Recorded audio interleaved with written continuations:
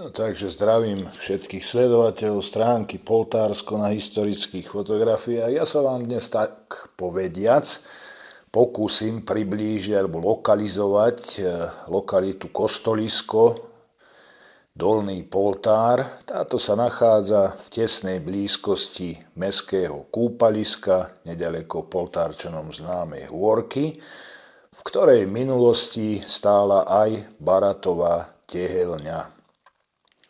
Nedaleko je čistička odpadových vôd, no a vlastne za touto sa nachádza záhradkárska oblasť, kde v minulosti stál opevnený kostol. No a nedávno som stretol pána Macového, dá sa povedať tak za behu, som ho oslovil, či by mi neposkytol nejaký krátky rozhovor. No a tento si teraz môžete vypočuť.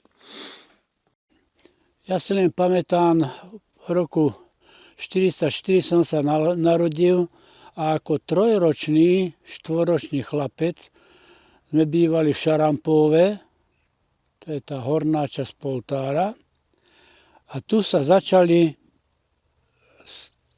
prakticky boli bane. Ťažila sa hlina a ľudia tu vyrábali škrydle, alebo škríble po našom. A tak my sme sem chodievali tí ľudia, čo kopali hlinu, lebo to sa kopalo ručne. A vozilo sa to na voloch. Voli mali vozy dva. Jeden bol prázdny vždycky a druhý naložili a odvážali to na stanicu, kde to nakladali do vagónov. Tá hlina bola veľmi kvalitná, ale kde sa už vozila, to vám nepoviem, lenže vyrábali sa tu, boli tehelne, tak sa vyrábali tehly a škrydle. Baratová tehelňa bola tuto nedaleko hôrke. Áno, áno. Do tej sa asi vozili tie Aj tam sa dačo vozilo, ale to sa väčšinou vozilo na stanicu. Lebo my sme, keď sme išli stále, to doniesli sme tým ľuďom jedlo, vždycky na obed a kopalo sa tu. Tu boli 3 také lokality. Jedna je to, kde ja mám záhradku, ty si to videl. nedaleko dole. A druhá bola túto v strede tohoto pod Kostoliskon alebo čo, tam sa kopala, tam bola jama vykopaná do hĺbky snáď 15-20 metrov. No a keď sme my prišli sem znovu bývať, lebo ja som sa odsťahoval potom do Lučenca, prišli sme sem bývať, v 70.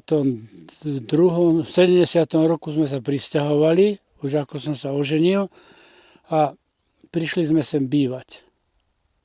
Tak sme chceli, aby sa tu založili záhradky. Lebo veľa ľudí bolo takých, čo im zobrali pôdu do družstva a nemohli si nič, ani kravu, by som povedal, ako Bolo to aj zaistiť. obmedzené bolo v tej dobe. Že... No a boli kontingenty a čo ja už potom neboli, chvála Bohu. Potom znárodnenie, alebo tak boli kontingenty a potom sa to v tých 50 rokoch zmenilo a tak to pokračovalo ináč. No. Toto necháme, lebo táto lokalita prakticky bola ako pamiatkový útvar a tento pamiatkový útvar, alebo túto oblasť, dostala Praha ako taká, tá rozhodovala o všetkom. Takže my, keď sme vybavovali, že si chceme spraviť tie záhradky, tak ja som bol jeden z tých, ktorí sme to zakladali, bolo nás asi 8. A keď sa to už ako tak dalo dohromady, tak družstvo, čo malo tieto pozemky okolo nášho oplotenia, tak to orali tak, že prakticky nám tie stopy, čo sme mali, všetko nám ničili. Tak ja som začal s tým, že by sme to mali dáko vyriešiť, spýtať sa, že ako to je, tak som zistil, že to má Praha. A Praha, keď som tam, písali sme tam dopisy a Praha odpísala, že je to pamiatkov stav a zatiaľ, že sa s tým nedá nič robiť. Tým to skončilo. Takže my sme tu prakticky v 72. začínali s oplotením a kde sa ťažila hlina, tak tam, čo som spomínal v strede, tam boli 12 a 16 metrové stromy, ktoré boli zároveň so zemou. Tá jama bola strašne hlboko. A tam bola všetko, voda tam bola. No tam sme takéto veci dostali. Tu, kde som ja mal záhradku, tak tu tá pražská spoločnosť spravila to, že tu zaviedli vykopávky. Tie vykopávky boli krásne, tam ostali múry, všetko možné, spravené, to bolo pekne. Lenže milí zahradkári, keď sa dostali k Uslovu, tak boli tak na tom presvedčení, že všetko ich. Čiže to, čo bolo, ja som to mal presne za záhradkou svojou, tam boli múry, by som povedal, väčšinou hospodárske budovy a skladiska. A hore vyššie od môjho pozemku, no tuto by sa to dalo spraviť, že táto chatka, keď to natočíš, tak tam bolo kostolisko. Nemá... Toto myslíte, tu vzadu, čo je? No toto. Tu bolo? Áno, tu bolo kostolisko, tu stálo kostolisko.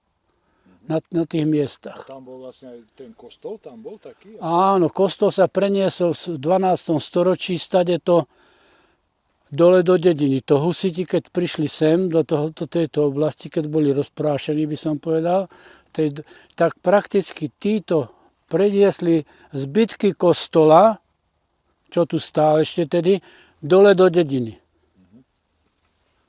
Takže to bolo také. No a potom ešte títo, čo sa robili vykopávky, tak tu boli veľké hromady tej zeme a nejakých kameňov a také niečo. Lenže záhradkári boli takí, že nemali kde nosiť bordel alebo odpad, by som povedal, nepoužiteľný.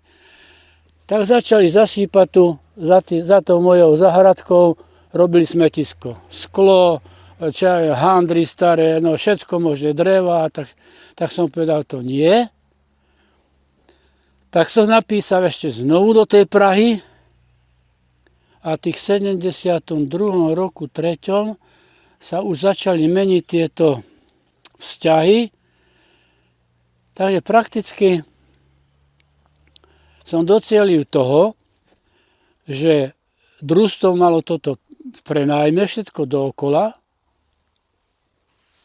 Sa stalo to, že z Prahy mi odpísali, že koncom roku 73 už vláda rozhodla, bývalá vláda, že sa to odovzdá do užívania družstvu. Takže takto to skončilo. No ale ja som sa potom nedal, lebo som už proti týmto zbrojil veľmi, tak sa to trošku začalo, by som povedal, robiť tak. Lenže už potom začali ľudia, čo boli tie pekné, ty si bol tu, tak som ti hovoril, že boli tie budovy, nie budovy, ale tie základy tých stavenísk, čo tam boli krásne. Boli krásne múry, bolo schodisko, bol tam taký, pri schodisku taký oválny strop, všetko možné. A naraz ja som bol tedy niekde, pred sme boli na dákej dovolenke, lebo ženu mám z Moravy, tam boli asi 14 dní, prišli sme sem a tie múry už boli ani neviditeľné. Všetky kamene, záhradkári z toho začali brať na svoje stavby. No. A potom v tých rokoch 74 som sa obrátil na pamiatkový ústav aj tu na Slovensku, čo bol už. No a tí sa povedali tak, že ak vám to družstvo povolí, tak vám to povolí. Tak takto to skončilo.